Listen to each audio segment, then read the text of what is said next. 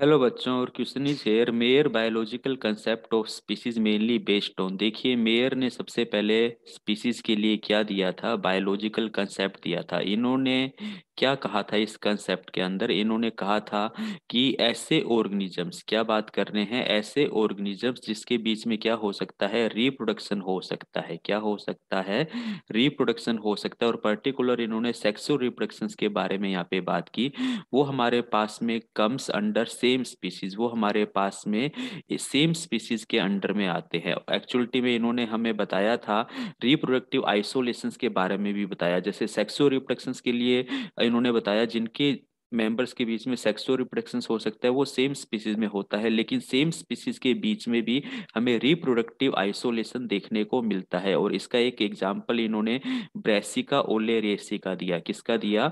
Brassica ओलेरियसी का एक example दिया। इसकी हमें थ्री स्पीसीज मिली। एक तो हमने देखा ब्रेसिका ओलेरियसी जो हमारे पास में है कॉलीफ्लावर। एक हमें क्या मिली? कॉलीफ्लावर मिली यहाँ पर, ठीक है, जो हमें, जिसको हम फूल गोभी कहते हैं। दूसरी हमें मिली ब्रेसिका ओलेरियसी, हमें यहाँ पे नोल खोल मिली। क्या मिली? नोल खोल मिली हमें यहाँ पर, ठीक है।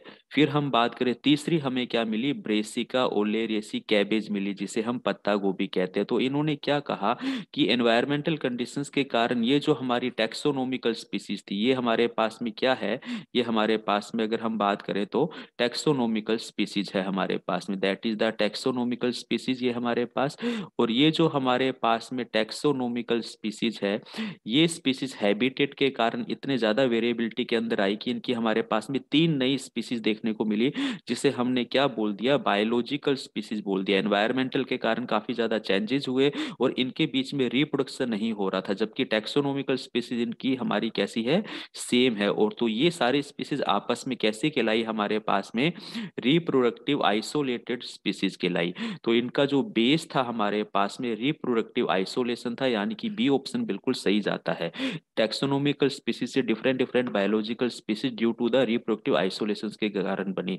मोर्फोलॉजिकल ट्रेट्स तो हम बात कर सकते हैं, लीनियस ने इसके बेस पर क्लासिफिकेशन दिया था मोर्फोलॉजिकल, जिसे हम आर्टिफिशियल क्लासिफिकेशन कहते हैं, जो हमारा एक्सटर्नल करेक्टर्स पर क्या होता है, बेस्ड होता है। मोड ऑफ रिप्रोडक्शन के बेस पर तो डिफरेंट डिफरेंट टाइप्स के रिप्रोडक्शन, ए सेक्सुअल है या वेजिटेटिव है, वो क्लासिफिकेशन है, वो हमारा मेयर से रिलेटेड नहीं है।